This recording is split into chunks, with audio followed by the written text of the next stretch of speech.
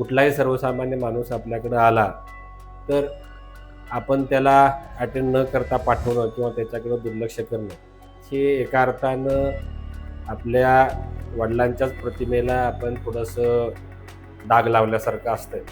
म्हणून जेवढी जास्तीत जास्त ती दक्षता घेता येईल तेवढा घेण्याचा प्रयत्न या निमित्तानं मी करत असतो. आणि त्यामुळं आपल्याकडं मुलगा 10वी पास झाला, 12वी पास झाला की कुठल्या कॉलेजला त्याला घालायचा, त्याच्याऐवजी मार्केटला कुठल्या पाठवायचा किंवा कुठल्या शेटकडे त्याला कामाला सोडायचा, अशा पद्धतीचाच विचार गावामध्ये होताना आपल्याला पाहायला मिळतो. शिराळा तालुक्याच्या राजकारणात आत्ताचा सगळ्यात मोठा प्रश्न कोणता आहे? ग्रामपंचायत आहे, पंचायत समिती आहे, आपल्या जिल्हा परिषदेचं पद आता तुमच्या घरी आहे. ह्याच्यामधला समन्वय किती महत्त्वाचा आहे? आता शिराळा भागाबद्दल जेव्हा आपण बघतो तर शिराळा भागात तरुण यांची संख्या खूप जास्त आहे. मग तरुणाचा राजकारणाकडे बघण्याचा दृष्टिकोन कसा आहे तुमच्या मताने? परखडपणे राजकीय मूल्यमापन न करता, पार्श्वभूमी न बघता लोक आज व्हावत एखाद्या व्यक्तीच्या मागं किंवा एखाद्या कुठल्या असणाऱ्या नेत्याच्या मागं जातात, असं अनेक ठिकाणी आपल्याला पाहायला मिळतं. म्हणजे जो नेता आमच्या मंडळाच्या कार्यक्रमाला येतो, मंडळाला वर्गणी देतो, गणपतीला वर्गणी देतो, आम्ही एखादी स्पर्धा घेतली तर त्याला बक्षीस देतो, एखादा कुठला तरी भपकेबाज कार्यक्रम एखाद्या ठिकाणी आयोजित करतो, काहीतरी जेवणाखाण्याच्या दृष्टीनं मोठं नियोजन करतो, तर अशा भपक्याला, वरच्या दिखाव्याला काही ठिकाणी तरुण बळी पडताना आपल्याला पाहायला मिळतात. म्हणून ते थोडंसं चित्र बदलण्याची गरज आहे. शिराळा तालुक्यासाठी तुमचं पुढच्या 5 वर्षातलं काय विजन असणार आहे? आता पुढचा प्रश्न थोडासा इंटरेस्टिंग आहे. शिराळ्याच्या विकासाची गती माजी आमदारांच्या वेळेस, जे माजी आमदार होऊन गेले त्यांच्या वेळेस ती गती जास्त होती का आत्ताचे विद्यमान आमदार जे आहेत तेव्हा गती जास्त आहे? तुम्हाला फक्त एक छोटंसं मत या संदर्भात तुम्हाला सांगायचं आहे. आता मी मत व्यक्त केलं तर ते काहीतरी राजकीय गुणावर टीका टिप्पणी करतोय असं होईल. नमस्कार, मी रोहित मोरे. आज आपल्यासोबत आहेत शिराळ्याचे लोकप्रिय आणि सामान्य माणसाचा आवाज जाणणारे नेते रणधीर नाईक पापा. पापा नमस्कार, तुमचं सांगली पॉडकास्टवरती स्वागत आहे. नमस्ते. आम्हाला एका प्रश्नाची खूप उत्सुकता आहे, जो पहिलाच प्रश्न तुम्हाला विचारायचा आहे. आपल्या बालपणाबद्दल आणि शिराळ्याच्या राजकीय वातावरणाबद्दल तुमच्याकडनं आम्हाला जाणून घ्यायचं आहे. माझं बालपण तसं चिखली या गावामध्ये गेलं. आमचं घर हे एकत्रित कुटुंब आहे. हे मी ज्यावेळी लहान होतो त्यावेळी माझे वडील किंबहुना माझे आजोबा, चुलत आजोबा, आम्ही सगळे एकत्रित असायचो. घरामध्ये बैलजोडी, दुभती जनावरं, हा सगळा एखाद्या शेतकऱ्याचा जो काही बारदाना असतो त्या पद्धतीचं सगळं वातावरण घरामध्ये असायचं. लहान असताना माझं प्राथमिक शिक्षण बऱ्यापैकी चिखलीमध्येच गेलं आणि त्या काळामध्ये आमच्या गावामध्ये शाळेची इमारत नव्हती. त्यामुळं शाळेमध्ये आम्ही देवळामध्ये शिकलो. महादेवाच्या देवळामध्ये शाळा झाली, काळामाच्या देवळामध्ये आमची शाळा असायची, एखाद्या वाड्यामध्ये आमचा वर्ग बसायचा आणि त्या काळात पोती घेऊन त्या पद्धतीनं शाळेत जाणं, बसणं, हे सगळं वातावरण जे आहे ग्रामीण भागामधलं त्यात आम्ही अनुभवलेलं होतं. मग उन्हाळ्यामध्ये सुट्टीला कुठं गावाकडे गेलो, आजोळी गेलो की तिथं पोहायला जाणं, विहिरीवर पोहणं, उन्हाळ्यामध्ये मग आंबे वगैरे खाणं, ह्या सगळ्या प्रकाराचा अनुभव त्या काळामध्ये लहान असताना आम्ही सगळ्यांनी घेतलेला आहे. मग ग्रामीण भागाची एक त्या काळातली एक वेगळी चव म्हणा, ही त्या परिस्थितीमध्ये चाखायला मिळाली, हे सुद्धा एक मी माझं भाग्य समजतो. पुढचा प्रश्न मला तुम्हाला असा विचारायचा आहे. आपले वडील शिवाजीराव नाईक साहेब यांच्या कार्यपद्धतीचा आपल्या स्वभावावर कसा परिणाम झाला? लहानपणापासून मी वडिलांना बघत आलोय हे लोकांच्यातच. म्हणजे अगदी सकाळी उठून दाढी करत असताना सुद्धा त्यांच्या भोवती लोक असायचे आणि त्यामुळे कायम लोकांच्यामध्ये राहणारा, लोकांच्यात रमणारा असा एक व्यक्ती, माणूस म्हणून मी त्यांच्याकडे पाहत आलो. त्यांच्याकडून हे प्राधान्याने शिकायला मिळालं की सर्वसामान्य माणसाला आपण वेळ दिला पाहिजे. त्याचं जे काय गाऱ्हाणं असेल ते गाऱ्हाणं आपण ऐकलं पाहिजे. त्यासाठी प्रसंगी संघर्ष करायला, भांडायला लागलं तरी आपण तिथपर्यंत पोहोचलं पाहिजे, भांडलं पाहिजे. असं सर्वसामान्य माणसांच्यासाठी काम करणारं एक व्यक्तिमत्व म्हणून त्यांच्याकडे मी पाहत आलो. दुसरी एक त्यांच्या व्यक्तिमत्वातली महत्त्वाची बाब म्हणजे त्यांचा असणारा प्रचंड अभ्यास. अगदी लहान असल्यापासून आम्ही बघायचो, की घरामध्ये कायम ते फायलींचा गट्टा घेऊन यायचे आणि रात्री उशिरापर्यंत प्रत्येक फाईल स्वतः वाचून त्याच्याचे नोटिंग वगैरे करत असायचे. त्या पद्धतीनं अभ्यास करायचे. अगदी आजसुद्धा या वयातही एखादी बैठक जिल्हाधिकारी कार्यालयामध्ये किंवा एखादी विशेष बैठक कुठल्या एखाद्या आंदोलनाच्या संदर्भात, एखाद्या विषयासंदर्भात असेल, तर त्याच्या अनुसरून जी काही कागदं त्यांच्याकडे असायची, त्या प्रत्येक कागदाचं टिप्पण काढणं, त्याच्यावर पॉईंट्स हायलाईट करणं, त्या पद्धतीनं नोंदी घेऊन त्या बैठकीला उपस्थित राहणं, हे अतिशय बारकाईनं प्रत्येक वेळी ते करताना आम्हाला पाहायला मिळायचे. आणि त्यामुळे त्या गोष्टी आपोआप थोड्याशा आम्हालाही जशी काय त्याची सवय पडावी त्या पद्धतीनं अंगवळणी पडत गेल्या.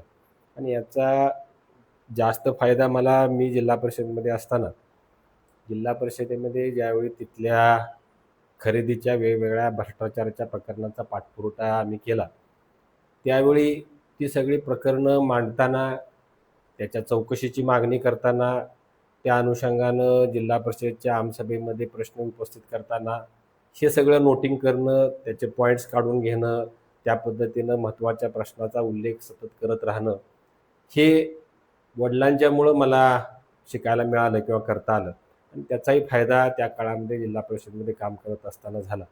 आणि आजसुद्धा जाणीवपूर्वक अशा पद्धतीनं काम करण्याचा प्रयत्न मी करतो, की कुठलाही सर्वसामान्य माणूस आपल्याकडं आला तर आपण त्याला अटेंड न करता पाठवणं किंवा त्याच्याकडं दुर्लक्ष करणं, हे एका अर्थानं आपल्या वडिलांच्याच प्रतिमेला आपण थोडंसं डाग लावल्यासारखं असतं. म्हणून जेवढी जास्तीत जास्त ती दक्षता घेता येईल तेवढा घेण्याचा प्रयत्न या निमित्तानं मी करत असतो. आता आपले वडील राजकारणात आहेत, तुमची आणि वडिलांची राजकीय चर्चा कशी व्हायची घरी? आता थोडक्यात जर तुम्हाला ऐकून अनुभव आश्चर्य सांगा. वाटेल, आमची राजकारणाची चर्चा कधीच होत नाही. होतच नाही. राजकारणावर आमच्या घरामध्ये आमचं काहीतरी संवाद किंवा चर्चा किंवा पुढं धोरण कसं ठरवावं हा विषय फार कधी होतच नाही. राजकारणाच्या चर्चा ह्या कार्यकर्त्यांच्या बरोबर ज्यावेळी आम्ही बैठका घेतो त्याच वेळी होतात. घरी फार अपवादानं राजकारणाची चर्चा आमची होते. अगदी लहान असताना काही प्रमुख नेते मंडळी घरामध्ये ज्यावेळी यायची त्यावेळी त्यांच्या राजकीय चर्चा ज्या काय होत्या त्या ऐकायला आम्हाला मिळायच्या. मग त्यावेळी कधीतरी जाऊन बसून आपल्या वेगवेगळ्या विषयावर त्यांची मतं ऐकायला मिळायची. परंतु आमचा थेट राजकारणावर संवाद किंवा त्याच्यावर काय विचार वगैरे हा घरात फार अपवादानं होतो. नाईक घराणं म्हणले की तुमच्या बाबतीतला एक विषय आहे, जनतेसोबत थेट नातं, बरोबर आहे. ही शैली तुम्ही कोणाकडून शिकलात घरामध्ये? प्रामुख्यानं आप्पांच्याकडून तर शिकलोच, परंतु आईच्याकडून हे शिकायला मिळालं. लोकांना आप्पा पुढं असतात किंवा जनतेमध्ये असतात त्यामुळे आप्पांचं काम, त्यांची कामाची शैली किंवा त्यांचा असणारा जनतेतला संपर्क हा लोकांना माहिती आहे किंवा दिसतो. परंतु आईनं आमच्या तसं बघितलं तर त्याच्याही पेक्षा जास्त कष्ट केलेले. सगळं घरातलं असणारी जबाबदारी तर तिनं घेतलीच, परंतु घरातल्या येणाऱ्या प्रत्येक माणसाशी संपर्क ठेवणं, त्याचं ऐकणं, त्याला विचारपूस करणं, त्याची काय असेल ती जेवणाची, खाण्याची सगळी व्यवस्था करणं, त्याच्या अडचणीसाठी प्रसंगी स्वतः प्रयत्न करणं, हे तिनं खूप चांगल्या पद्धतीनं केलं. म्हणजे हा सगळा पाठीमागचा जो डोलारा आहे हा आईनंच आमच्या सांभाळला. आम्ही ज्यावेळी सांगलीला सभापती निवासला तिथं राहायला असायचो त्यावेळी सभापती निवास आणि तिथं जवळच सिव्हिल हॉस्पिटल होतं. आपल्या भागामधून मोठ्या प्रमाणावर त्यावेळी लोक उपचारासाठी सिव्हिल हॉस्पिटलला यायचे आणि पेशंट सिव्हिल हॉस्पिटलला ॲडमिट झाला की त्याचे नातेवाईक सगळे आमच्याकडं राहायला मुक्कामाला घरी असायचे. त्यामुळं त्या प्रत्येक पेशंटची सातत्यानं विचारपूस करणं, त्याला डबा देणं, चहा पाण्याची व्यवस्था करणं, कधीतरी जाऊन दवाखान्यात विचारपूस करणं. अगदी माझ्या आईनं काही वेळेला एमर्जन्सीला पेशंटला सिव्हिल हॉस्पिटलमध्ये जाऊन रक्तसुद्धा दिलेलं आहे. एवढी, आणि तिनं अगदी मनापासून हे केलं आहे. ती काही कुठल्या कधी निवडणुकीला उभी राहिली नाही, कधी कुठल्या प्रचारामध्ये आपल्याला दिसली नाही. परंतु हे काम अगदी ती काही आपणच्यासाठी करत होती असं नव्हे. तिला स्वतःलाही हे काम जणू काय आपलंच आहे किंवा आपली जबाबदारी आहे ह्या भावनेनं ती करत राहिली. त्यामुळे तिच्याकडून सुद्धा हे महत्त्वाचं आम्हाला शिकायला मिळालं. आणि त्या पद्धतीनं प्रत्येक माणसाशी आपला वैयक्तिक संबंध असला पाहिजे, त्याच्याशी आपण इंटरॅक्ट झालो पाहिजे, त्याच्याशी एक वेगळा आपला भावनिक बंध निर्माण झाला पाहिजे, हे आईच्याकडून आम्हाला जास्त शिकायला मिळालं. आता वडिलांबद्दल तुमच्या राजकीय वारसा त्याच्या मागे आहे, बरोबर? राजकीय वारसा जेव्हा तुम्ही पुढे नेता, त्याला जबाबदारी म्हणून बघता का तुम्ही प्रेरणा म्हणून बघता? प्रेरणा तर आहेच, पण त्याच्यापेक्षा जास्त आज जबाबदारीची जाणीव होत राहते. आपण काम करत असताना आपली प्रत्येक कामाची पद्धत, आपलं प्रत्येक पाऊल हे आपल्या वडिलांच्या कामाशी पडताळून पाहिलं जाणार आहे, त्याची त्यांच्याशी तुलना होणार आहे, हे थोडंसं सातत्यानं जाणवत राहतं. आणि त्यामुळं आपण कुठलंही पाऊल उचललं तर ते आपल्या वडिलांच्या प्रतिमेला बाधक ठरू नये किंवा त्याला ते विसंगत दिसू नये ह्याची प्रत्येक वेळी काळजी घेणं, त्या पद्धतीनं समाजापुढं राहणं, बोलत असताना सुद्धा त्या जबाबदारीनं बोलणं, एखादा शब्द आपला कुठं घसरू नये, एखादा कुठं अपशब्द जाऊ नये, एखाद्या कार्यकर्त्याला आपल्याकडून दुखावलं जाऊ नये, एखाद्या अधिकाऱ्याचा आपल्याकडनं उपमर्द होऊ नये, याची प्रत्येक वेळी दक्षता घेणं, ही जबाबदारी आणि ह्या जबाबदारीची जाणीव ही वडिलांच्या असणाऱ्या कामामुळे झाली. त्यामुळं आज कुठंही काम करत असताना, लोकांच्या समोर जात असताना त्या जबाबदारीचीच जाणीव आमच्या मनामध्ये सातत्यानं राहते, की त्याला कुठं आपल्याकडून डाग लागता कामा नये, त्याच्याबद्दल कुठं काही विसंगती लोकांच्या समोर येता कामा नये. त्यामुळे ह्या जबाबदारीच्या भावनेनं आज जास्त काम करतोय असं म्हटलं तर ते चुकीचं नाही. शिराळा तालुक्याच्या राजकारणात आत्ताचा सगळ्यात मोठा प्रश्न कोणता आहे? आज शिराळा तालुक्याच्या दृष्टीनं बघितलं तर एक महत्त्वाचा प्रश्न आहे शेतीच्या पाण्याचा.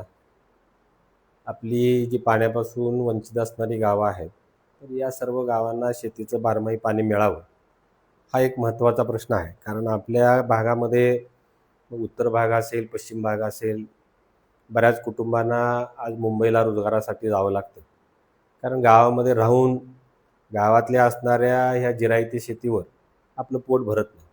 आणि त्यामुळं एक प्रकारचा हा एक शाप म्हणा किंवा वनवास म्हणा आपल्या भागामधल्या तरुणांच्या नशिबाला आला आहे. आणि त्यामुळं आपल्याकडं मुलगा 10वी पास झाला, 12वी पास झाला की कुठल्या कॉलेजला त्याला घालायचा, याच्याऐवजी मार्केटला कुठल्या पाठवायचा किंवा कुठल्या शेटकडे त्याला कामाला सोडायचा, अशा पद्धतीचाच विचार गावामध्ये होताना आपल्याला पाहायला मिळतो. तर या ठिकाणी शेतीला आपण बारमाही पाणी देऊ शकलो तर आमच्या गावामधला तरुण हा गावातच राहील, कष्ट करेल, बागायती त्याची शेती होईल, दुभती जनावरं त्याच्याकडे येतील आणि चांगल्या पद्धतीनं आपलं जीवन तो व्यतीत करू शकेल. मुंबईला जाऊन कुठंतरी हमाली करून फुटपाथला राहण्यापेक्षा गावामध्ये आपल्या मुलाबाळांच्या सह त्याला राहण्याच्या दृष्टीनं शेतीच्या पाण्याची उपलब्धता त्याला करून देणं हा एक महत्त्वाचा मुद्दा. दुसरा आज महत्त्वाचा मुद्दा वन्य प्राण्यामुळं आपल्या भागामध्ये जे काही शेतीचं नुकसान होतं आहे, आमच्या असणाऱ्या दुभत्या जनावरांचं नुकसान होतं आहे किंवा आमच्या असणाऱ्या जीविताचा सुद्धा आज प्रश्न निर्माण झाला आहे. हा एक फार मोठा गंभीर प्रश्न व्हायला लागला.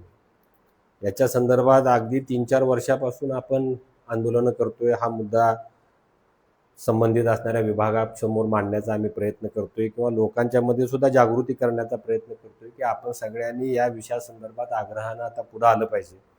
कारण जी परिस्थिती 2-3 वर्षापूर्वी आमच्याकडं पश्चिम भागात होती, म्हणजे मंदूर आणि वरच्या असणाऱ्या काही पठारावरल्या अभयारण्याच्या लगतच्या गावामध्ये होती, ती परिस्थिती आज 2 वर्षानंतर अगदी शिराळ्याच्या आसपासच्या आमच्या गावामध्ये निर्माण झाली. कारण ही सगळी जंगली जनावरं, वन्यजीव जे आहेत त्या अभयारण्यामधनं बाहेर पडून स्थलांतरित होत होत होत आज सगळीकडे पसरलेले आहेत. बिबट्या आज सगळीकडं आहे, गवे आज आमच्याकडं अगदी गिरजोड्यासारख्या आमच्या अगदी डोंगरातल्या लांबच्या असणाऱ्या गावामध्ये सुद्धा आज ते पोचले. आणि त्यामुळं 2-3 वर्षापूर्वीच जर चांगल्या पद्धतीनं याच्यावर काही प्रतिबंध झाला असता तर कदाचित आज जे नुकसान आमचं खालच्या गावामध्ये होतं ते कदाचित झालं नसतं. परंतु आत्ताही या संदर्भात जर काही चांगली उपाययोजना झाली नाही तर भविष्यामध्ये आणखीन वर्षभरामध्ये आमचं रानात जाणं, शिवारामध्ये काम करणं सुद्धा मुश्किल होईल अशी परिस्थिती आहे. एवढी बिबट्याची दहशत, त्याचे हल्ले, लहान मुलांच्या संदर्भातला असणारा धोका हा वाढलेला आहे. आमच्या असणाऱ्या गव्यांच्यामुळं, रानडुकरांच्यामुळं, अगदी वानरांच्यामुळं सुद्धा मोठ्या प्रमाणावर शेतीचं नुकसान व्हायला लागलेलं आहे. आमची शेती पडीक राहायला लागली. पश्चिम भागामध्ये अशी अनेक आमची गावं आहेत, वाड्या वस्त्या आहेत की जिथं 70%, 80%, 90% क्षेत्र आमचं पडीक आहे. कारण लोक ते करतच नाहीत, करून काय उपयोग नाही, केलं तर त्याच्यात काय उगवत नाही. उगवलं तर कधी गावा येईल आणि त्याचा नायनाट करेल, आणखी नासधूस करेल, याची शाश्वती राहिलेली नाही. आणि त्यामुळं शेती असून सुद्धा आणि पावसाळ्यामध्ये आम्ही किमान भातासारखं एखादी पीक तिथं सातत्याने घेत असून सुद्धा आज ते आम्हाला पडीक ठेवायला लागतंय. याच्यासारखं दुर्दैव कुठलं नाही. त्यामुळे माझ्या दृष्टीने हे दोन महत्त्वाचे प्रश्न आहे, शेतीच्या पाण्याचा आणि दुसरा हा वन्य प्राण्यांच्यामुळे होणाऱ्या नुकसानीचा. आज शिराळा तालुक्याला मोठ्या प्रमाणावर हा प्रश्न भेडसावतो. ग्रामपंचायत आहे, पंचायत समिती आहे, आपल्या जिल्हा परिषदेचं पद आता तुमच्या घरी आहे, ह्याच्यामधला समन्वय किती महत्त्वाचा आहे? समन्वय अतिशय महत्त्वाचा आहे. कारण कुठलीही शासकीय योजना गावापर्यंत, तळागाळापर्यंत जर पोचायची असेल तर या यंत्रणेतल्या प्रत्येक व्यक्तीनं खाली आणि वर दोन्ही दिशेनं जर चांगल्या पद्धतीनं जर समन्वय ठेवला तर योजना चांगल्या पद्धतीनं गावामध्ये पोचू शकते. प्रशासनात सुद्धा आहे. म्हणजे अगदी आमच्या गावातल्या ग्रामसेवकापासून किंवा अंगणवाडीच्या सेविकेपासून मग आमचा गट शिक्षण अधिकारी, डेप्युटी इंजिनियर, BDO, ते मग आमचा डेप्युटी CO जिल्हा परिषदचा, ह्या सर्व असणाऱ्या प्रशासकीय यंत्रणेमध्ये समन्वय पाहिजे. खाली ग्राउंड पातळीवर ज्या अडचणी आहेत त्या वरिष्ठांनी लक्षात घेतल्या पाहिजे. बऱ्याच वेळेला टार्गेट ओरिएंटेड काम होतं. एवढं काम झालं पाहिजे, एवढे लाभार्थी मिळाले पाहिजेत, एवढ्या पद्धतीनं निधी खर्च झाला पाहिजे, असे टार्गेटवर येतात. आणि प्रॅक्टिकली काम करत असताना खाली जर काही अडचणी आल्या तर त्या अडचणी लक्षात न घेता निव्वळ ते काम पुढं रेटायचं, अशा पद्धतीनं काही वेळेला प्रशासकीय अधिकारी काम करतात. आणि मग चांगलं काम होत नाही, क्वालिटी काम होत नाही, त्यावेळेला निधी चांगल्या पद्धतीनं खर्च होत नाही, असं अनेक वेळेला होतं. ग्रामपंचायतमधले आमचे जे पदाधिकारी असतील, पंचायत समितीचे पदाधिकारी, जिल्हा परिषदचे पदाधिकारी, सदस्य, यांच्यामध्येही चांगला समन्वय पाहिजे. कारण त्यांनी जोपर्यंत गावची खरी अडचण वर प्रशासनापर्यंत आणि वरच्या पदाधिकाऱ्यांच्यापर्यंत ते पोचवत नाही तोपर्यंत कामाचं चांगलं नियोजन होऊ शकत नाही. आणि म्हणून या सर्व यंत्रणांमध्ये समन्वय असणं, राजकीय कुठं मतभेद नसणं आणि कामाच्या बाबतीमध्ये सगळ्यांच्यामध्ये एकवाक्यता असणं हे अतिशय महत्त्वाचं आहे. त्याशिवाय चांगल्या पद्धतीचं काम होऊ शकत नाही. आता शिराळा भागाबद्दल जेव्हा आपण बघतो तर शिराळा भागात तरुण यांची संख्या खूप जास्त आहे. मग तरुणाचा राजकारणाकडे बघण्याचा दृष्टिकोन कसा आहे तुमच्या मताने? आज जर आपण बघितलं तर काही प्रमाणामध्ये तरुणांच्यामध्ये जागृती आलेली आपल्याला पाहायला मिळते. काही तरुण चांगल्या पद्धतीनं एक मॅच्युअर पद्धतीनं विचार करतायत, चांगलं वाईट परखायची त्यांच्यामध्ये कुवत आहे. परंतु असा एक मोठा वर्ग आहे तरुणांच्यामध्ये आणि इतरसुद्धा जनरल लोकांच्यामध्ये की परखडपणे राजकीय मूल्यमापन न करता, पार्श्वभूमी न बघता लोक आज व्हावत एखाद्या व्यक्तीच्या मागं किंवा एखाद्या कुठल्या असणाऱ्या नेत्याच्या मागं जातात, असं अनेक ठिकाणी आपल्याला पाहायला मिळतं. म्हणजे जो नेता आमच्या मंडळाच्या कार्यक्रमाला येतो, मंडळाला वर्गणी देतो, गणपतीला वर्गणी देतो, आम्ही एखादी स्पर्धा घेतली तर त्याला बक्षीस देतो, एखादा कुठला तरी भक्तिबाज कार्यक्रम एखाद्या ठिकाणी आयोजित करतो, काहीतरी जेवणाखाण्याच्या दृष्टीनं मोठं नियोजन करतो, तर अशा भपक्याला, वरच्या दिखाव्याला काही ठिकाणी तरुण बळी पडताना आपल्याला पाहायला मिळतात. आणि म्हणून ते थोडंसं चित्र बदलण्याची गरज आहे. काही वेळेला राजकीय गावातल्या गट तटातून राजकीय भूमिका निश्चित केली जाते. म्हणजे त्या पक्षाचं धोरण, उमेदवाराचा विचार, उमेदवाराची काम करण्याची पद्धत हे न बघता माझ्या विरोधी विचाराचा गावातला गट अ नेत्याकडे असेल तर मी ब कडंच जायचं. मग किती चांगला असला तरी माझी अ कडे जाण्याची मानसिकता होत नाही, कारण गावातला माझा विरोधक किंवा विरोधी विचाराचा अ बरोबर असतो. त्यामुळे ही पद्धत जी आहे ती बदलण्याची गरज आहे. त्यासाठी लोकांचं प्रबोधन तरुणांचं प्रबोधन करण्याची गरज आहे. लोकांनी हे बघितलं पाहिजे, तरुणांनी सुद्धा हे बघितलं पाहिजे की कोण काम करते, सर्वसामान्य माणसाच्या प्रश्नाला वेळ कोण देतो. एखादा नेता भले एखाद्या मंडळाला मदत करत असेल, ती काही चुकीची आहे अशी मी म्हणणार नाही, परंतु मंडळाला मदत करत असताना तो नेता गावातल्या सर्वसामान्य माणसाचा प्रश्न घेऊन किती वेळा तहसील कार्यालयाकडे जातो, किती वेळा MSCBकडे जातो, त्याचं ज्यावेळी एखादं साधं नोंदीचं काम तलाठी अडवतो, त्यासाठी त्याला पैसे मागतो, त्यासाठी किती वेळा जाऊन तो भांडतो, त्याला न्याय देण्याचा किती वेळा प्रयत्न करतो. आमच्या भागामध्ये एखादा महत्त्वाचा प्रश्न निर्माण झाला, एखादी अडचण निर्माण झाली, समस्या निर्माण झाली, तर त्याच्यासाठी प्रसंगी संघर्ष करायला तो किती वेळा बाहेर येतो हे बघितलं पाहिजे. आणि त्या असणाऱ्या सगळ्या मूल्यमापनातून आपण कुठल्या नेत्याच्या पाठीमागे गेलं पाहिजे हे युवकांनी सगळ्यांनी ठरवण्याची गरज आहे, कारण त्यातच आपलं हित आहे. आपण एखाद्याला पाठिंबा देतोय, एखाद्याला आपण मोठं करतोय, ते काय त्याला प्रतिष्ठा मिळावी म्हणून आपण करत नाही. तर त्यामुळं आपल्या भागाचा विकास व्हावा, आपल्या काहीतरी अडचणी समस्या सुटाव्यात, या आपल्या स्वार्थासाठी आणि आपल्या गावाच्या आणि भागाच्या चांगल्या भवितव्यासाठी आपण नेते घडवित असतो. त्यामुळे ते घडवत असताना आपण बारकाईनं त्यांचं परीक्षण करणं, परखडपणे त्यांचं मूल्यांकन करणं हे गरजेचं आहे. आणि त्या पद्धतीनं तरुणांचं आणि जनतेचं सुद्धा प्रबोधन करण्याची खूप मोठी आवश्यकता आज सगळीकडेच निर्माण झाली. जेव्हा आपण शिराळ्याच्या विकासाचा प्रश्न घेतो त्यामुळे अडथळे कशामुळे निर्माण होतात? राजकीय मतभेदामुळे का प्रशासनामुळे? अडचणी दोन्हीमुळे पण होऊ शकतात, पण प्रशासनातली अडचण अशी असते की जी आपण सोडवू शकतो.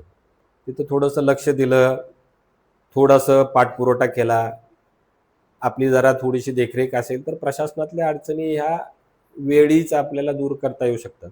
परंतु राजकीय मतभेदामुळे निर्माण झालेल्या अडचणी ह्या बऱ्याच वेळेला विकासासाठी जीवघेण्या ठरतात.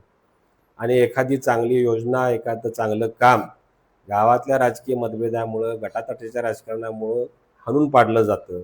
लोकांच्या कितीही गरजेचं जरी असलं तरी काही वेळेला लोक त्यांच्यापासून वंचित राहतात. त्यामुळं विकासामध्ये जास्त मोठा अडथळा हा राजकीय मतभेदाचाच असू शकतो. आता शिराळा तालुक्याचा जेव्हा आपण विचार करतो, राजकीय मतभेद आहेतच, बरोबर आहे, पण विकासाचा जेव्हा आपण विचार करतो त्यांनी एकत्र येणं गरजेचं आहे का ते शक्य आहे का? शक्य आहे आणि यायला काय हरकत नाही. तेवढी मॅच्युरिटी सगळ्यांनीच दाखवण्याची आवश्यकता आहे. एक काळ होता पूर्वी ज्यावेळी जनतेमध्ये सुद्धा एवढी फार जागृती नसायची, परंतु आज इंटरनेटमुळं, सोशल मीडियामुळं लोक सुशिक्षित झालेले आहेत. प्रत्येकाला चांगलं वाईट कळतंय, कुणीही जाते आणखीन कोणाला तरी फसवते, अशी काय आता जनतेची अवस्था राहिलेली नाही. त्यामुळे जनता आता थोडीशी एवढी मॅच्युअर होत असताना नेत्यांनी सुद्धा तेवढा मॅच्युअरपणा दाखवला पाहिजे. लहान सहान बाबीमध्ये आपले मतभेद व्यक्त करण्यापेक्षा किंवा एखाद्यावर अनाठायी कुठली टीका करण्यापेक्षा निवडणुका झाल्या की राजकीय जोडे बाजूला ठेवून सगळ्यांनी एकत्रित येऊन काम करायला काय हरकत नाही. गाव पातळीवर सुद्धा त्या पद्धतीनं काम करायला काय हरकत नाही. काही गावामध्ये असं होतंय, म्हणजे सगळीकडेच काय प्रत्येक ठिकाणी राजकीय मतभेद कुरवाळत बसतात असं नव्हे.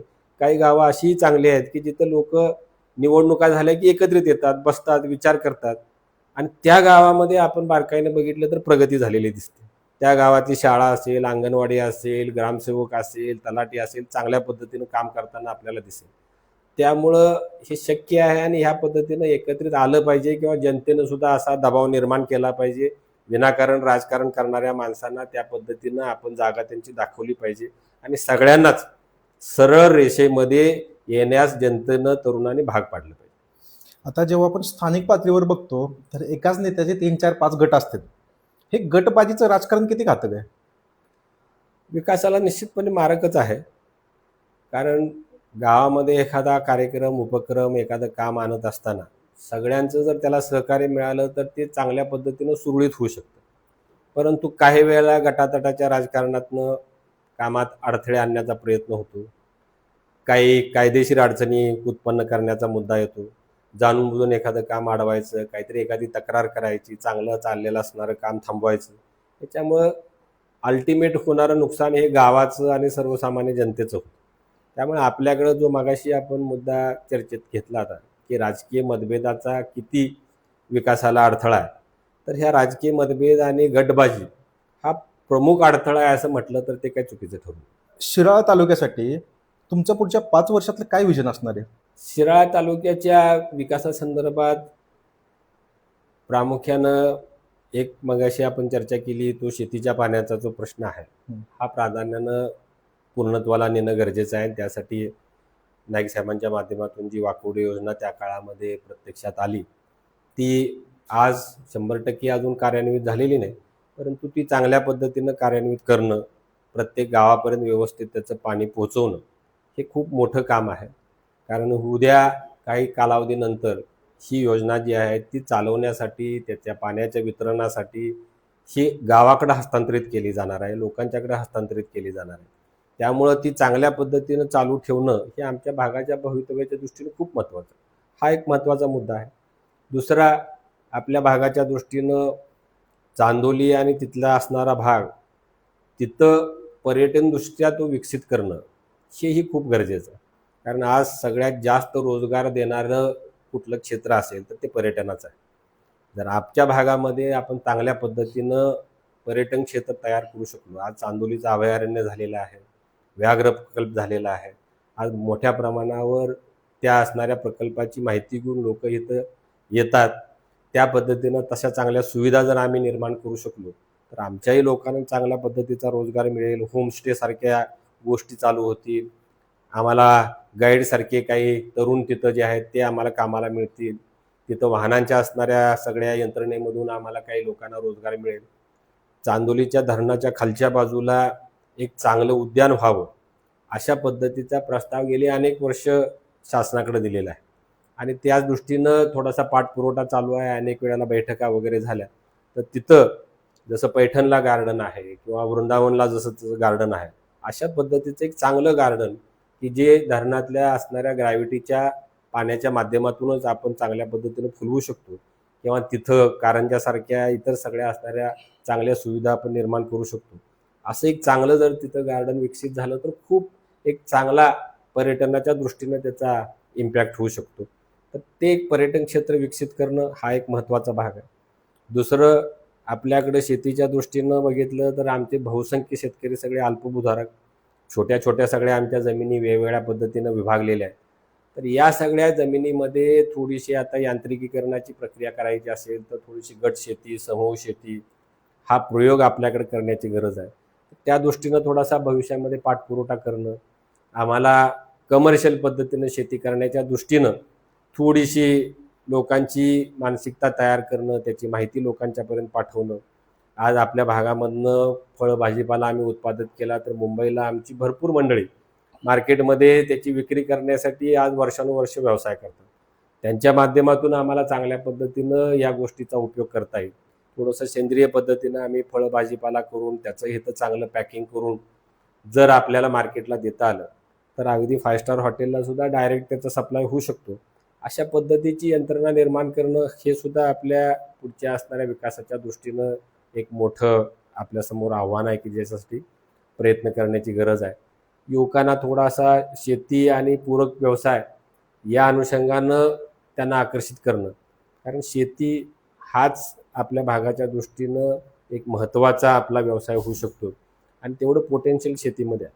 तर त्या अनुषंगानं आम्हाला अभिनव असे काही प्रकल्प, कार्यक्रम, यांत्रिकीकरणाच्या मध्ये ड्रोनसारखे काही प्रयोग आपल्या भागामध्ये करणं, काही छोटे आपण ट्रॅक्टर्स किंवा इतर यंत्रसामुग्री, मळणी यंत्र अशा पद्धतीनं काही व्यवसायाच्या दृष्टीनं तरुणांच्या हातामध्ये ती संघटना किंवा यंत्रणा पोचवणं हा आपल्याला निश्चितपणे विचार भविष्यामध्ये करायचा आहे. एकंदरीत पुढच्या असणाऱ्या आव्हानाच्या दृष्टीनं आपल्या भागामधला तरुण, शेतकरी, महिला ह्या सज्ज व्हाव्यात, तयार व्हाव्यात, हा प्रयत्न या पुढच्या 5 वर्षांमध्ये करण्याची आवश्यकता आहे. सहकार चळवळीचं भवितव्य शर्यत कसं आहे आणि त्यामध्ये दुसरं, तुम्ही एक स्वतः सहकारी संस्थेचे चेअरमन आहात. युवकासाठी पुढचे 5 वर्षात कसं पाहता? नोकरीच्या संदर्भात असू दे किंवा उद्योगाच्या संदर्भात असू दे, कसं पाहता तुम्ही? सहकार चळवळीचं भवितव्य म्हटलं तर सहकाराला नेहमीच चांगलं भवितव्य असणार आहे. सहकाराची संकल्पनाच अशी आहे की ज्याच्यामुळे कुणाचा तोटा होऊच शकत नाही. फक्त त्याची जी सहकाराची बेसिक मूल्य आहेत ती थोडीशी लोकांच्यामध्ये अजूनही रुजवणं आणि लोकांना त्याचं महत्त्व पटवून देणं गरजेचं आहे. आज जर आपण बारकाईनं बघितलं तर सहकाराची गरज आम्हाला कमी आता भासायला लागली. म्हणजे पूर्वी गावामध्ये नवीन संस्था स्थापन करण्यासाठी लोकांची हाणामारी व्हायची. लोक प्रस्ताव घेऊन मंत्रालयापर्यंत भांडायला जायचे. आज आम्हाला फार कमी पद्धतीनं असं बघायला मिळतंय की एखाद्या गावामध्ये एखादी नवीन पतसंस्था कोणतरी करायला पुढे येते, एखादी दूध संस्था करायला पुढे यायला लागलेलं आहे. बाकी मजूर संस्था, तुमची मत्स्य व्यवसाय संस्था ह्या तर लांबच आहे. लोकांना थोडंसं नव्यानं ह्याचं महत्त्व पटवून देण्याची गरज आहे की आपण सगळे जर हातात हात घालून जर काम करत राहिलो तर सहकार हा आपल्या सगळ्यांनाच प्रगतीच्या दिशेने घेऊन जाऊ शकतो. तर त्यामुळं भविष्यामध्ये जरा थोडीशी या दृष्टीनं लोकांची मानसिकता तयार करणं ही सुद्धा एक आव्हानात्मक बाब आहेच. आता आम्ही ग्लुकोज कारखान्याच्या माध्यमातून काम करतोय.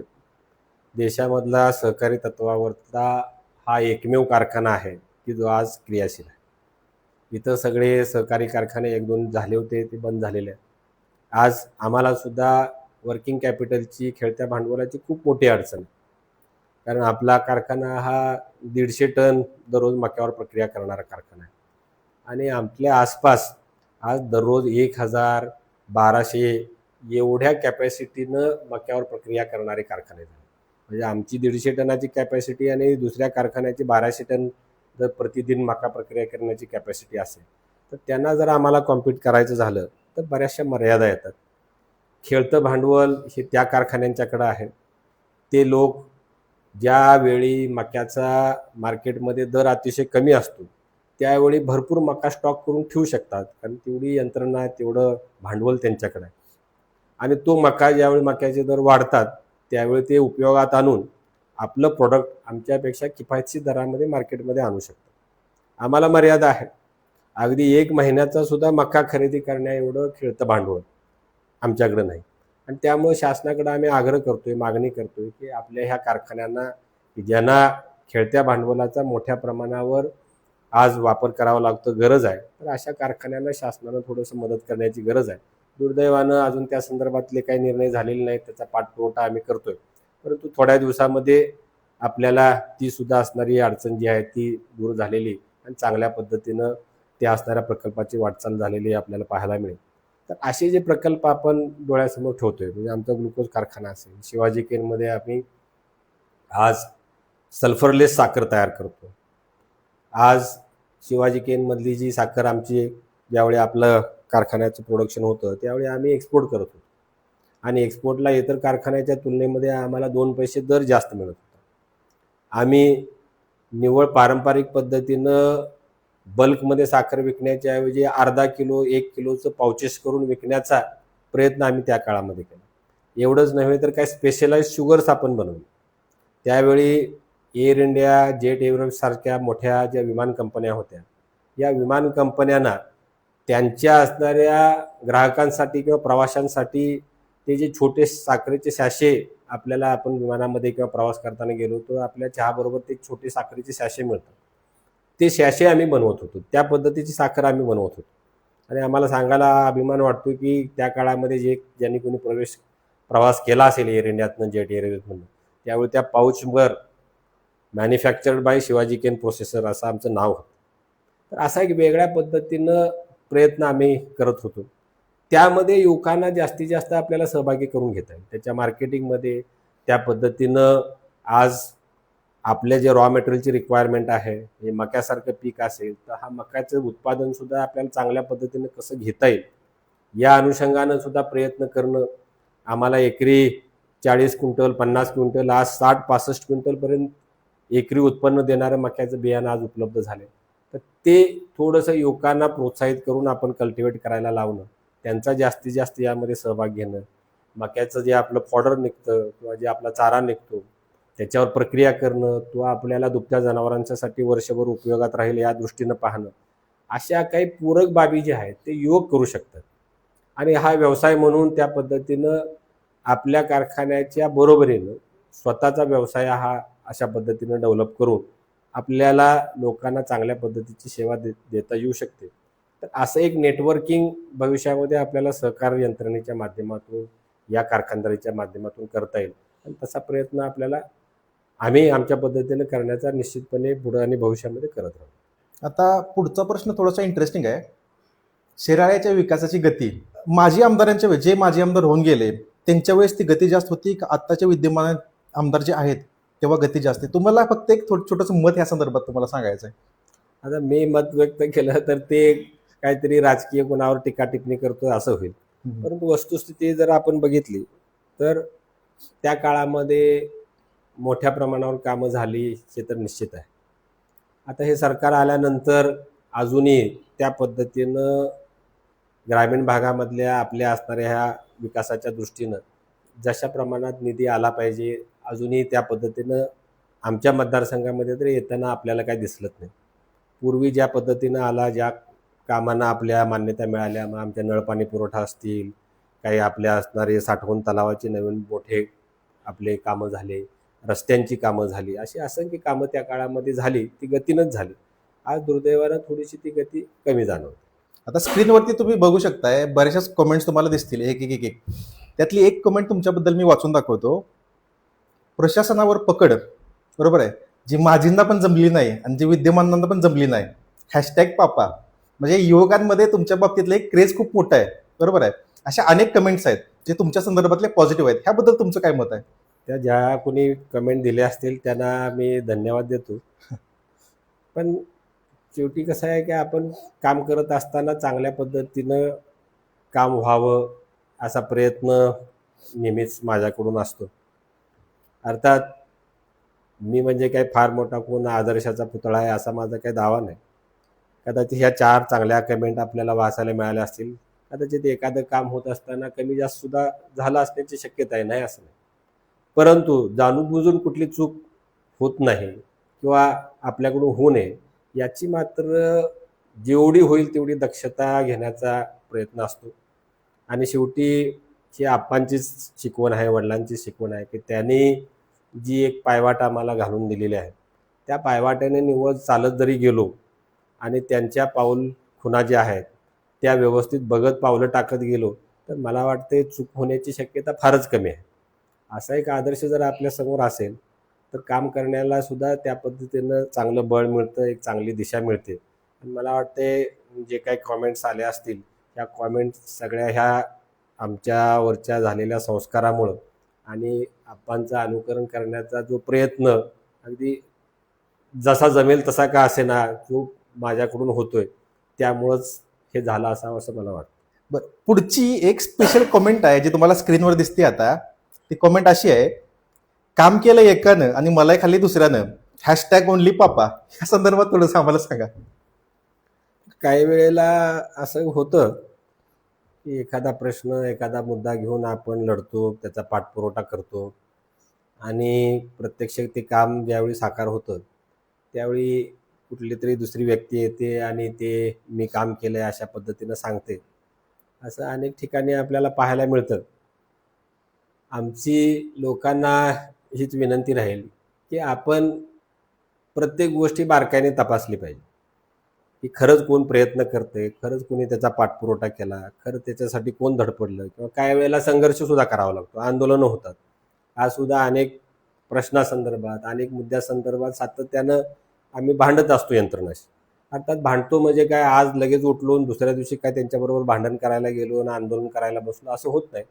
त्याचा पाठपुरावा आपण सातत्यानं महिना 2 महिने आपण सातत्यानं करतो.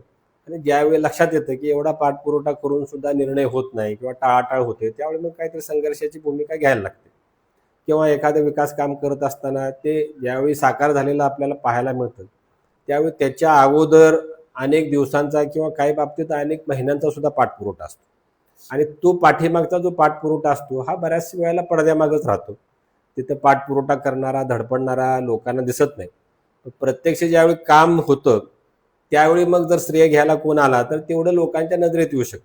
म्हणून थोडीशी लोकांनी सुद्धा ही पार्श्वभूमी समजावून घेणं आणि जो त्यासाठी धडपडतोय त्या धडपडण्याचं श्रेय त्यांना देणं हे लोकांनी करावं अशी माझी त्यांना विनंती आहे. तुम्ही चेअर म्हणून तुमची प्राथमिकता काय आहे? आज आपल्या कारखान्याच्या दृष्टीनं बघितलं तर आमची ही जी आता खेळत्या भांडवलाची अडचण आहे तर ही खेळत्या भांडवलाची अडचण तातडीनं पूर्ण करून घेणं शासनाकडे आम्ही त्याच्यासाठी पाठपुरावा करतोय. शासनाच्या असणाऱ्या धोरणानुसार आम्हाला अर्थसहाय्य मिळावं अशी आम्ही मागणी करतो. हे करत असताना दुसऱ्या बाजूनं काही व्हॅल्यू ॲडेड प्रोडक्ट्स तिथं घेणं. आज आपण स्टार्च आणि ग्लुकोजचं उत्पादन करतोय, परंतु त्याच्याहीपेक्षा काही पुढचे 2 पैसे जास्त मार्जिन असणारे असे काही प्रोडक्ट्स आहेत की जे आपल्याला तिथं करायचे आहेत. त्या दृष्टीनं प्राथमिक आपण आखणी केलेली आहे, तर त्याची पूर्तता करणं हा एक प्रयत्न आमचा चालू आहे. दुसरं, आपल्या भागामध्ये मक्याचं क्षेत्र वाढवण्याच्या दृष्टीनं आज मोठ्या प्रमाणावर काम करण्याचं नियोजन आम्ही डोळ्यासमोर ठेवतो. कारण आज इतर कुठल्या पिकांच्या पेक्षा मक्याची शेती करणं हे सुद्धा शेतकऱ्यांना खूप फायदेशीर आहे. म्हणजे मी तर असे म्हणेन की काही बाबतीत ऊसापेक्षा मक्याचीच शेती ही फायदेशीर ठरू शकते, कारण 4 महिन्यामध्ये हे पीक येतं आणि आज अगदी 60 क्विंटलपर्यंत एकरी उत्पादन घेणारे आज शेतकरी आपल्याला बघायला मिळतात. आणि आज मार्केटला आपण गेलो तर अगदी कधीही आपल्याला 2000च्या आसपास सातत्यानं मक्याचा क्विंटलला दर असलेला आपल्याला पाहायला मिळतो. त्यामुळे एवढ्या जर चांगल्या पद्धतीनं आपण हे पीक करू शकत असू, तर मला वाटते 4 महिन्यात अगदी ₹1,00,000 सुद्धा उत्पन्न या असणाऱ्या मक्याच्या पिकाच्या माध्यमातून मिळू शकतं. तर त्याचा प्रसार लोकांच्या मध्ये करणं, त्याची माहिती लोकांच्यापर्यंत पोहोचवणं, जास्तीत जास्त लोकांना ह्याच्या माध्यमातून आपल्याला लाभ कसा देता येईल हा प्रयत्न करण्याचा आम्ही निश्चितपणे पुढं जाऊन नियोजन करू. सांगली जिल्हा परिषद सदस्य म्हणून सुद्धा काम केलेलं आहे, बरोबर आहे. मग आपल्या भागातल्या लोकांसाठी त्या काळात सगळ्यात जवळचा असणारा प्रकल्प तुम्हाला कोणता वाटला त्या काळात? त्यावेळी आम्ही काम करत असताना थोडासा हा प्राथमिक शाळांच्या अनुषंगानं प्राथमिक शाळांचा दर्जा सुधारावा, तिथं चांगल्या सुविधा विद्यार्थ्यांना मिळाव्यात, या दृष्टीनं काही नियोजन आपण चालू केलेलं होतं की जे पुढं जाऊन मॉडेल स्कूल नावाच्या योजनेमध्ये ते परावर्तित झालं आणि चांगल्या पद्धतीनं आपल्याकडच्या भागामधल्या शाळा आज मॉडेल स्कूल म्हणून विकसित झालेल्या आपल्याला बघायला मिळतात. तर तो एक महत्त्वाचा मुद्दा त्या काळामध्ये आम्ही थोडासा इनिशिएट केला. त्या दरम्यान काही आपल्या असणाऱ्या शाळांच्यामधून क्रीडा स्पर्धा चालू व्हाव्यात, हा सुद्धा प्रयत्न आम्ही करत होतो. आज शाळांच्या क्रीडा स्पर्धांसाठी बजेटमध्ये वेगळे प्रोव्हिजन व्हायला लागलेले आहे. हा थोडासा त्या काळामध्ये आपण जो पाठपुरवठा केला त्याचा परिपाक होता असं म्हटलं तरी काही चुकीचं ठरू नये. त्यानंतर आमच्या प्राथमिक आरोग्य केंद्रांच्यामध्ये सुधारणा करणं, तिथं सोयीसुविधा देणं. त्या काळात काही CSRमधून सुद्धा आपण निधी मिळवून काही प्राथमिक आरोग्य केंद्रांना सोयीसुविधा देणं, काही यंत्रसामुग्री देणं, काही इक्विपमेंट्स देणं, अशा पद्धतीनं हे प्रयत्न केले की जे थेट लोकांना उपयोगाचे होते असं मला वाटतं. आता सहकार चळवळ, बरोबर आहे, राजकारणापासून दूर ठेवणं शक्य आहे का? तसं थिअरॅटिकली म्हटलं तर शक्य नाही, कारण शेवटी सहकारी संस्थेचं संचालक मंडळ हे निवडणुकीतूनच अस्तित्वात येतं. त्यामुळे शेवटी निवडणुकीच्या माध्यमातूनच 5 वर्ष पुढं कुणी काम करायचं हे सहकारी संस्थेमध्ये ठरलं जातं. परंतु एकदा आपण तिथं सत्तेमध्ये आलो आणि काम करत असताना जर आपण सगळ्यांना विश्वासात घेऊन काम केलं, सगळ्या संचालकांना, सभासदांना, प्रत्येकाचं आपण चांगल्या पद्धतीनं समाधान करू शकलो, संस्थेची चांगली आपण वाटचाल दाखवू शकलो, तर राजकारण काही वेळेला आपोआप बाजूला सरलं जातं. ग्लुकोज कारखान्याच्या बाबतीतच आपल्याला सांगायचं झालं तर ग्लुकोज कारखान्याची स्थापना झाल्यापासून आजपर्यंत आपल्या ग्लुकोज कारखान्याची कधीही निवडणूक झाली नाही. सर्व आमच्या असणाऱ्या कारखान्याच्या निवडणुका ज्या आहेत त्या बिनविरोधच आत्तापर्यंत झाल्यात.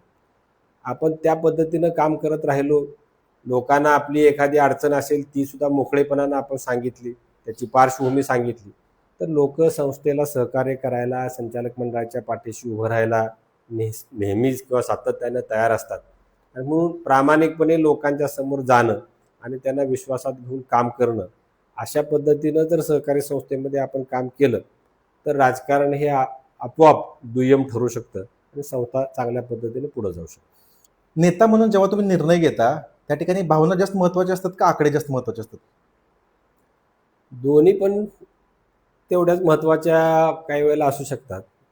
काही मुद्दे असतात की जे थोडेसे लोकांच्या दृष्टीनं भावनिक असतात आणि अपेक्षा लोकांची राहते की त्या भावना दुखावल्या जाऊ नयेत, त्या भावनेचा आदर राखून एखादं काम व्हावं किंवा नियोजन व्हावं. तर त्यावेळी लोकांच्या भावनेचा पण थोडासा विचार करावा लागतो, कारण लोकांचा सहभाग असला तरच योजना यशस्वी होतात. त्यामुळे एखाद्या योजनेला लोकांचा विरोध होऊ नये, त्यांचा चांगल्या पद्धतीनं सहभाग मिळावा, या दृष्टीनं थोड्याशा भावनांचा सुद्धा आपल्याला विचार करणं गरजेचं असतं. परंतु शाश्वत जर काही काम करायचं असेल, लाँग टर्म एखादा आपल्याला काही रिझल्ट मिळवायचा असेल, तर आकडे तुम्ही म्हणताय हे महत्त्वाचीच असतात. कारण भावना ह्या तत्कालीन एखाद्या प्रश्नावर किंवा एखाद्या मुद्द्यावर मार्ग काढण्यासाठी म्हणून आपण भावनिक विचार करू शकतो. म्हणजे हा तात्कालिक उपाय आहे. लाँग टर्म आपल्याला जायचं असेल, एखाद्या योजनेचा फायदा मिळवायचा असेल किंवा ती चांगल्या पद्धतीनं रुजवायची असेल, तर तिची सगळी आकडेवारी गोळा करणं आणि त्या दृष्टीनं नियोजन करणं हे गरजेचं राहतं. राष्ट्रवादी काँग्रेस पार्टी, अजित पवार गट, त्याच्यामध्ये नाईक साहेब उपाध्यक्ष आहेत, त्यांची त्या ठिकाणी नेमकी भूमिका काय असते? नाईक साहेबांना पक्षानं प्रदेश उपाध्यक्ष म्हणून जबाबदारी दिलेली आहे.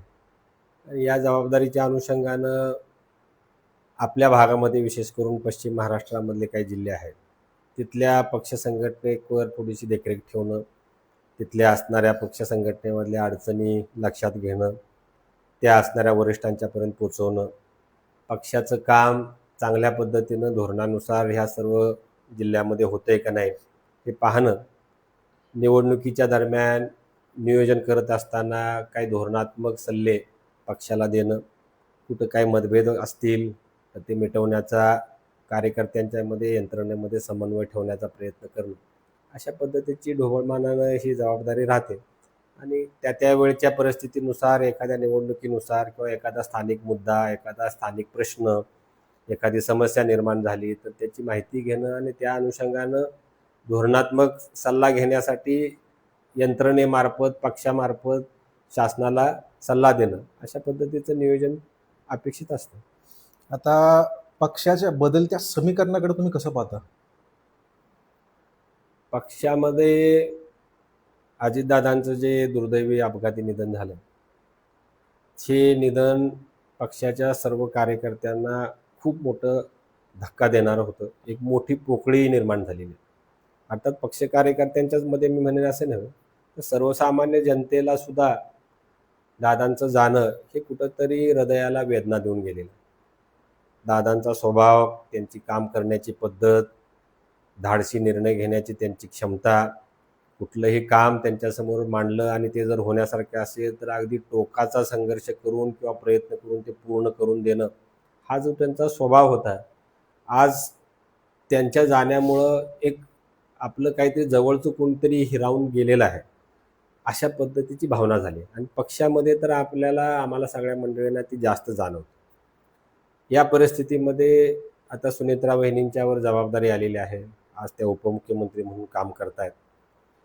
त्यांना थोडासा वेळ हे सगळं सांभाळण्यासाठी देण्याची गरज आहे, कारण त्यांच्यावर सुद्धा वैयक्तिक खूप मोठा हा आघात झालेला आहे.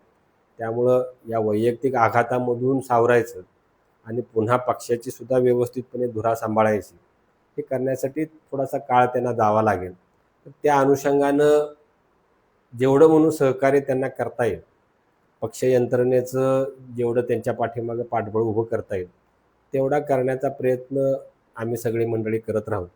आणि जी दादांनी धोरणं घालून दिलेली होती, जी दिशा आखून दिलेली होती, त्यानुसार वाटचाल करत राहणं हा प्रयत्न आम्हा सगळ्या मंडळींचा असेल. आणि या काही निवडणुका ज्या झाल्या, या निवडणुकांच्या मध्ये सुद्धा आज एक चांगल्या पद्धतीनं लोकांचं सहकार्य, पाठबळ पक्षाच्या पाठीमागं उभं राहिलेलं आपल्याला पाहायला मिळालेलं आहे. तर आणखीन भविष्यामध्ये हे कसं वाढत जाईल हे बघण्याचा, त्याचं नियोजन करण्याचा प्रयत्न आम्ही मंडळी निश्चितपणे करू.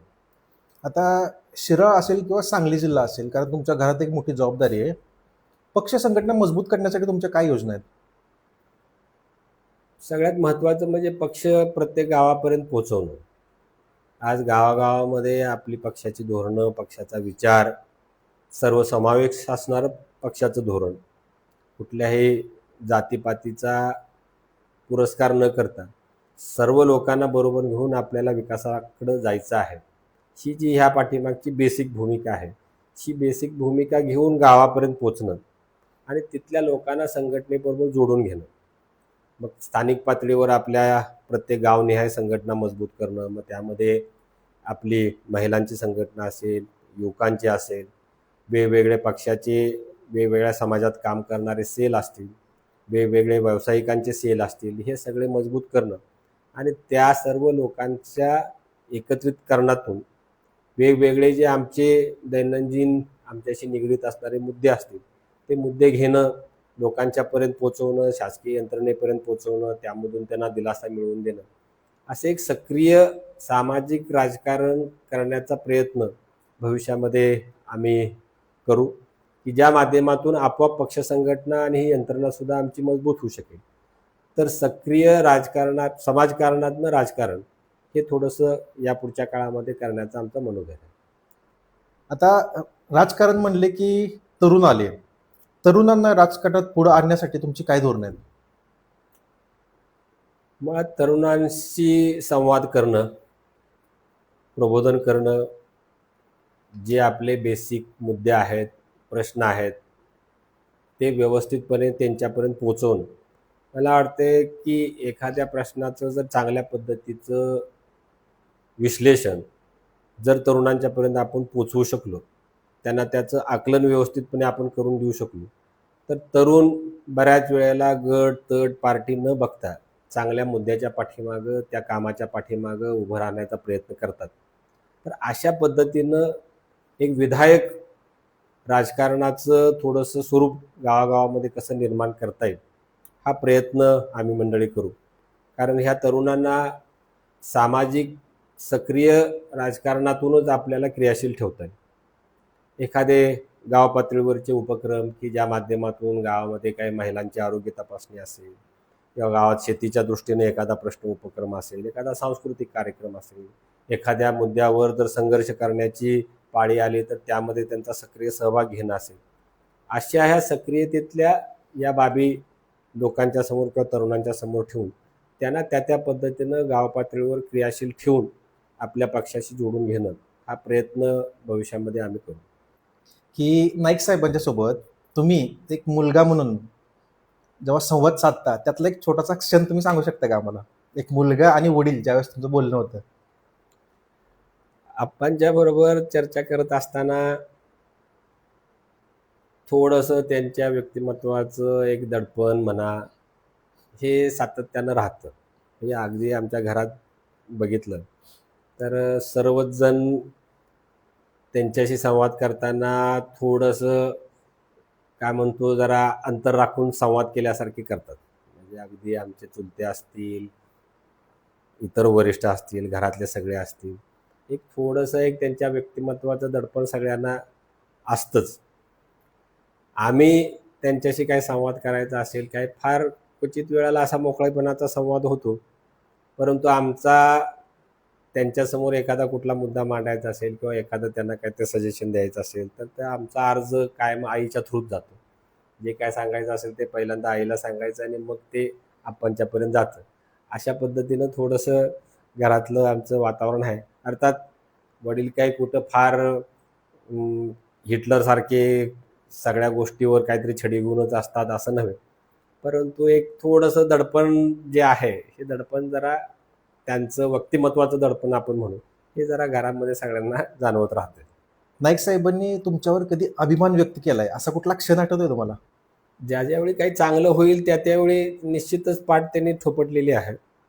एखादं चांगलं काम केलं, कारखान्यामध्ये आम्ही काम करत असताना काही उद्दिष्ट किंवा काही गोष्टी साध्य केल्या, तर त्यांनी जरूर त्या पद्धतीनं पाठीवर थाप ठेवलेली आहे. किंवा जिल्हा परिषदेमध्ये काम करत असताना विशेष करून हे जे घोटाळे आमच्या काळामध्ये आम्ही बाहेर काढले आणि त्याचा अगदी जिकिरीनं पाठपुरावा केला, अगदी त्याची चौकशी करण्यासाठी शासन स्तरापर्यंत आम्ही भांडलो आणि ज्या गोष्टी सुरुवातीला नाकारल्या गेल्या, असं काही घोटाळाच झालेला नाही, असा काही गैरव्यवहार झालेला नाही, असं जे मांडलं गेलं, ते प्रत्यक्ष चौकशी ज्यावेळी झाली त्यावेळी ते सिद्ध झालं की हे सगळं खरं आहे. आणि जिल्हा परिषदेच्या इतिहासात सगळ्यात मोठी भ्रष्टाचाराच्या विरोधातली कारवाई त्यावेळी झाली आणि सुपर क्लास 1 ग्रेडचे अधिकारीसुद्धा सस्पेंड झाले. हे ज्यावेळी प्रत्यक्षात घडलं त्यावेळी निश्चितपणे त्याचं कौतुक आप्पांनी सुद्धा केलं. त्याच्याबद्दल त्यांनी सुद्धा पाठीवर थाप त्या काळामध्ये निश्चितपणे मारली.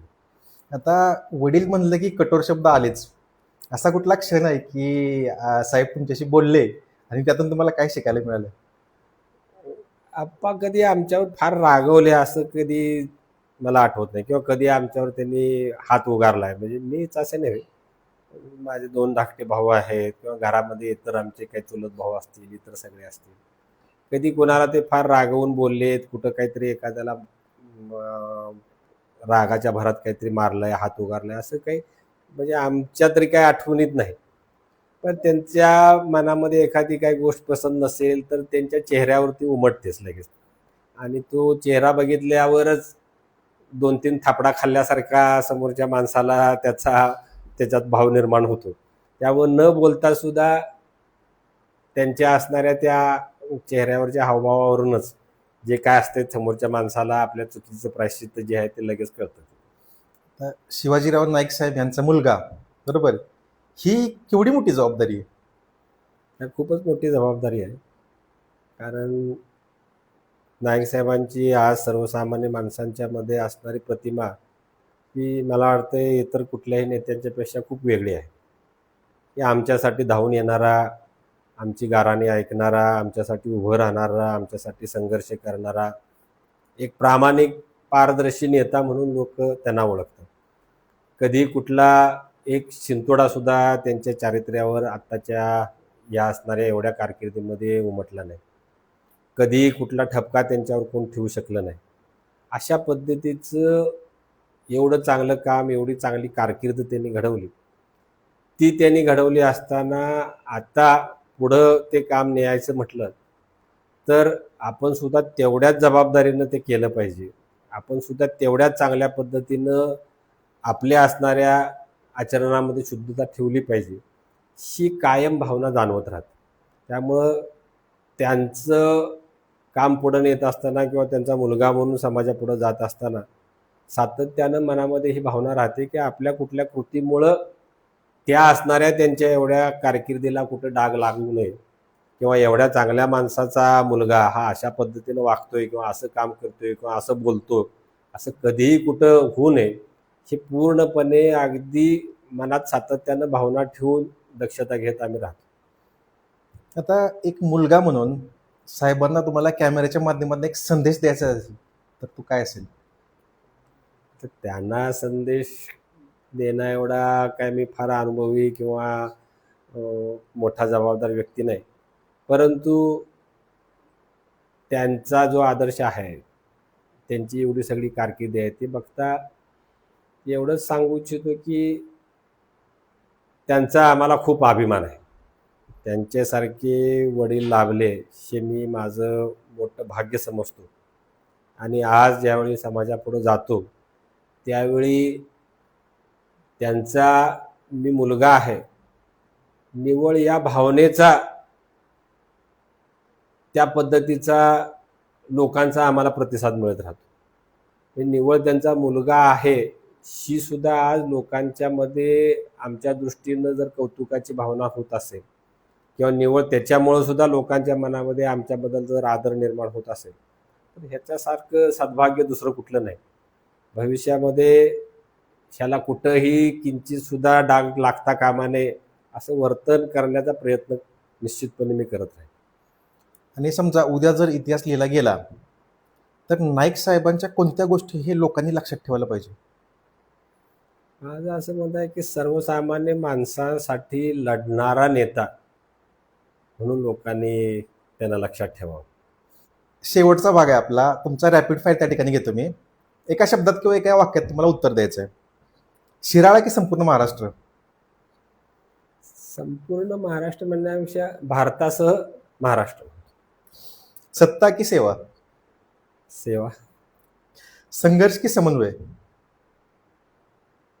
संघर्ष पण आणि काही वेळेला समन्वय. आणि वडिलांकडून एका शब्दात शिकलेला धडा? प्रामाणिकपणा ही आपलं पाय नेहमी जमिनीवर ठेवून राहणं. शिराळ्याचं भविष्य एका वाक्यात? निश्चितच उज्ज्वल.